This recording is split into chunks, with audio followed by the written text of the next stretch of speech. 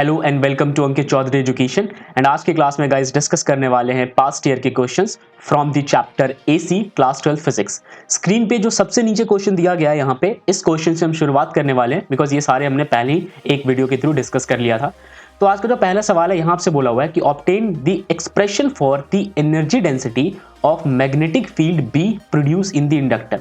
यानी कि आपको एनर्जी डेंसिटी का एक्सप्रेशन यानी डेरिवेशन ऑब्टेन करना है एक इंडक्टर के अंदर जहां पे मैग्नेटिक फील्ड ये चीज प्रोड्यूस करता है। तो सबसे पहले हम बात समझते हैं इंडक्टर में क्या कुछ होता है। देखो, इंस्टेंटेनियस इंड्यूस्ड ईएमएफ जो है वो इंडक्टर के अंदर डेवलप हो जाता है जब कभी भी आप करंट को चेंज करते हो। ये बात सबको पता है कि चेंज इन करंट जो है वो इंड्यूस्ड ईएमएफ को जनरेट करता है। आगे बढ़ते हैं, अब डेरिवेशन की बात करते हैं। तो सबसे पहले अगर आपको ये मालूम होना चाहिए क्या निकालना है, और हमें पता है हमें निकालना है यहाँ पे एनर्जी डेंसिटी। अब एनर्जी डेंसिटी की अगर मैं बात करूं उससे पहले आपको एनर्जी निकालना पड़ेगा, और एनर्जी की अगर मैं बात करूं तो एनर्जी के लिए वर्क डन निकालना पड़ेगा, और अगर मैं वर्क डन की बात करूं तो जाहिर सी बात है आपको पोटेंशियल निकालना पड़ेगा। यानी आप देख रहे हो किस सिंक्रोलॉजिक ऑर्डर के थ्रू हम यहाँ पे बढ़ रहे हैं। तो हम वर्क डन निकालने के लिए सबसे पहले ये फॉर्मूला अप्लाई करेंगे इंड्यूस्ड ईएमएफ का, क्योंकि क्वेश्चन में भी हमें ये हिंट तो मिला ही हुआ है। ओके, तो जो हमारे पास इंड्यूस्ड ईएमएफ होता है उसका फॉर्मूला होता है E is equal to minus L divided by D I divided by D T, right. ये चीज हमारे पास इंड्यूस्ड ईएमएफ के फॉर्मूले के थ्रू हमें पता है। अब हम अगर इंस्टेंटेनियस अप्लाइड वोल्टेज की बात करेंगे, क्योंकि ईएमएफ जो होता है वो एक प्रकार का वोल्टेज होता है, तो उसको हम V से रिप्लेस कर सकते हैं, यानी कि E की जगह हम V लिख सकते हैं, बाकी ये वैल्यू अपनी जगह एज इट इज है। अच्छा, आप सोच रहे होगे माइनस कहां गया। वैसे माइनस का मतलब ये होता है कि अपोजिट, ठीक है, आप उसके अपोजिट में ये चीज डेवलप कर रहे होते हो। आ जाते हैं अपने वर्क डन में। अब वर्क डन का फॉर्मूला सबको पता है कि work done is always equal to potential multiply by charge. ये बात नहीं पता तो मैं आपको एक बार समझा दूं। तो पोटेंशियल जो होता है वो होता है V is equal to W by Q, right. अब आप चाहो तो यहाँ पे V को एज इट इज रहने दो और D की जगह DW लिख लो और चार्ज की जगह DQ लिख लो। उसी के थ्रू ये फॉर्मूला बनाया गया है। आपको समझ आ गई होगी बात, क्रॉस मल्टीप्लाई कर दो, यहाँ पे ये फॉर्मूला बन जाएगा। आगे बढ़ते हैं अपने टॉपिक में, यानी कि जो करंट का फॉर्मूला होता है I is equal to Q divided by time. तो इसके जगह हम लिख सकते हैं I इज इक्वल टू, यानी कि DI is equal to DQ divided by DT, right. तो इसी चीज को हमने यहाँ पे रिप्लेस किया है।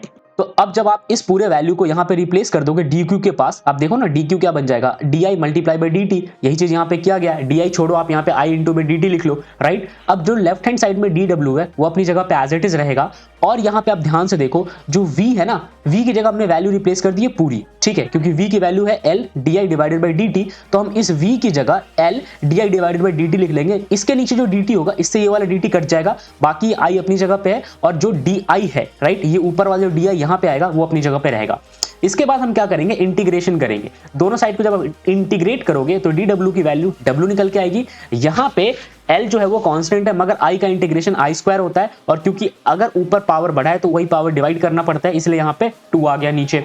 बाकी आप लिमिट्स पुट कर लेना, आंसर जो है यहाँ पे निकल के आ जाएगा वर्क का। अब जो ये वर्क है, मुझे एक बात बताओ, work is always equal to energy, तो वर्क का फॉर्मूला यहाँ पे किसके बराबर होगा, एनर्जी के बराबर होगा, राइट। अब हम बात कर रहे हैं एनर्जी डेंसिटी, क्योंकि हमें एनर्जी नहीं निकालना, तो energy density is always equal to total energy divided by volume. Total energy अभी अभी हमने निकाला है वर्क की फॉर्म में, तो यहाँ पे हम टोटल एनर्जी पुट कर देंगे हाफ LI स्क्वायर, और जो वॉल्यूम होता है वो होता है हमारे पास लेंथ ब्रेथ हाइट। तो आप लेंथ इंटू ब्रेथ को एरिया लिख लो और हाइट को आप लेंथ ही रहने दो। तो इस तरीके से यहाँ पे आपका वॉल्यूम आ गया। जब आप इन सारी वैल्यूज को कट कर लोगे, यानी L से L यहाँ पे कट हो जाएगा, उसके साथ आपको एक और चीज समझना है कि आपके क्वेश्चन में आपसे क्या बोला हुआ था। ध्यान से नीचे देखो, क्वेश्चन में बोला हुआ था कि ये सब कौन प्रोड्यूस कर रहा है, मैग्नेटिक फील्ड प्रोड्यूस कर रहा है। तो मैग्नेटिक फील्ड जहां पे भी होगा वहां पे फ्लक्स जनरेट होगा। अगर मैं फ्लक्स की बात करूं तो फ्लक्स का मतलब होता है magnetic field multiply by area, और यहाँ पे हमें N मल्टीप्लाई करने के कितने नंबर ऑफ फ्लक्स जो है वो जनरेट हुए हैं, राइट।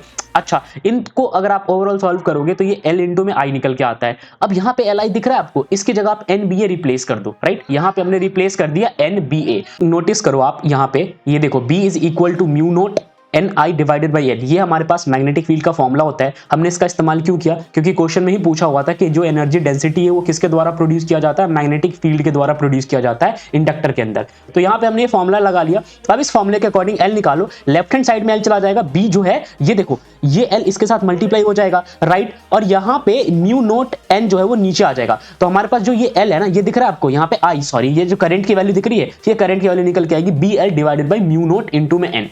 यहां तक बात समझ में आ गई? ओके, अब हम करने क्या वाले हैं, हम यहां पे फॉर्मूला अप्लाई कर रहे हैं इसी एनर्जी डेंसिटी का। देखो सारी जो वैल्यू है ना अपनी जगह पे एज इट इज है, यानी कि जहां पे मैंने आपसे बोला था Li की जगह रिप्लेस कर दो NBA, तो यहां पे आप Li की जगह NBA रिप्लेस कर दोगे। बाकी जो यहां पे I दिख रहा है ना, इस I की जगह बस आपको अब ये वाली I पुट करनी है, यानी कि BL divided by mu naught N। ठीक है, ये सारी चीज पुट कर दोगे और फिर इस तरीके से आपका आंसर निकल के आ जाएगा एनर्जी डेंसिटी का। सीबीएसई मार्किंग स्कीम 2016 का क्वेश्चन था, फुल डेप्थ में मैंने आपको समझा दिया। बढ़ते हैं अगले क्वेश्चन की ओर, जहां आपसे बोला हुआ है कि प्रूव करो कि जो करंट फ्लो कर रहा है एक आइडल इंडक्टर के अंदर जो कि कनेक्टेड है एक एसी सोर्स के साथ, वो लैग करता है π/2 फेज के अकॉर्डिंग वोल्टेज में। ठीक है, ओके, तो हम इसका आंसर समझते हैं। अब यहां पे देखो एक डायग्राम समझो, इस डायग्राम में लगा हुआ है हमारे पास एक आइडल इंडक्टर, राइट, और यहां पे हमारे पास सोर्स ईएमएफ है। ये हम एसी सर्किट के अंदर ऐसी चीजें बनाते हैं। ओके, जब मैं इंड्यूस ईएमएफ की बात करूंगा, इसके ऊपर जो भी इंड्यूस्ड ईएमएफ डेवलप होगा, फॉर्मूला निकल के आएगा E is equals to -L DI divided by dt। ये चीज मैंने आपको पहले समझाई थी। और जो नेट वोल्टेज होता है, इस चीज को समझ लो, इज इक्वल टू, अब यहां पे देखो जो नेट वोल्टेज अगर मैं निकालने की कोशिश भी करूंगा तो जो हमारे पास वोल्टेज होता है ना, उसमें से आप अपनी इस ईएमएफ को माइनस कर दो। ठीक है, तो वोल्टेज में से मैं ईएमएफ को माइनस करूंगा तो ये मेरे पास ईएमएफ की वैल्यू है, इसको मैं लिख सकता हूं L DI divided by dt, right. यही सेम चीज यहां पे की गई है। अब यहां पे जब मैं रिप्लेस कर दूंगा नेट वोल्टेज में, तो हमारे पास आ जाएगा V minus L DI by dt। ये चीज मैंने आपको समझा दिया। किरचॉफ लॉ के अकॉर्डिंग क्या होता है, ये सारी चीजें जीरो की इक्वल चलती है। अब आप क्या करो, इस वाले पार्ट को इस तरफ भेज दो तो ये पॉजिटिव हो जाएगा। और ये V जो है अचानक Vm sin ओमेगा t कैसे बन गया, जस्ट बिकॉज हमें ना यहाँ पे मीन निकालना है, एवरेज वोल्टेज निकालना है, तो हम इस तरीके से इक्वेशन के फॉर्म में इसको रिप्रेजेंट कर सकते हैं। ये बात आपको पता है। अब यहां से अगर आप DI की वैल्यू निकालोगे तो DI अपनी जगह रहेगा, बाकी चीजें इस तरफ चली जाएगी और ये इक्वेशन कुछ ऐसा दिखेगा आपको। अब आपको यहां से DI किस से अब I निकालना है, यानी कि आप इसको इंटीग्रेट कर दो। तो जब इंटीग्रेट करोगे तो लेफ्ट हैंड साइड I बन जाएगा और राइट हैंड साइड में देखो साइन का इंटीग्रेशन, यहाँ पे साइन दिख रहा है, इसका इंटीग्रेशन हो जाएगा cos ओमेगा t के में से ओमेगा का इंटीग्रेशन क्योंकि कांस्टेंट है तो बाहर निकल गया, तो यहाँ पे नीचे आ जाएगा बाहर। ओके, बाकी चीजें अपनी जगह एज इट इज है। उसके बाद आपको करना क्या है, इस cos को वापस से अगले फेज में कन्वर्ट करना है, यानी साइन के फॉर्म में कन्वर्ट करना है। तो हम π/2 में से माइनस कर देते हैं तो ये कन्वर्ट हो जाता है, तो उसके कारण ये हमारा कन्वर्ट होकर ये वैल्यू आ गई। अब आपको पता है इतना कि जो हमारे पास ये वैल्यू होती है ना, ये इक्वल होता है करंट के। ठीक है, Vm divided by omega L किसके इक्वल होता है, करंट के इक्वल होता है, हमेशा याद रखना।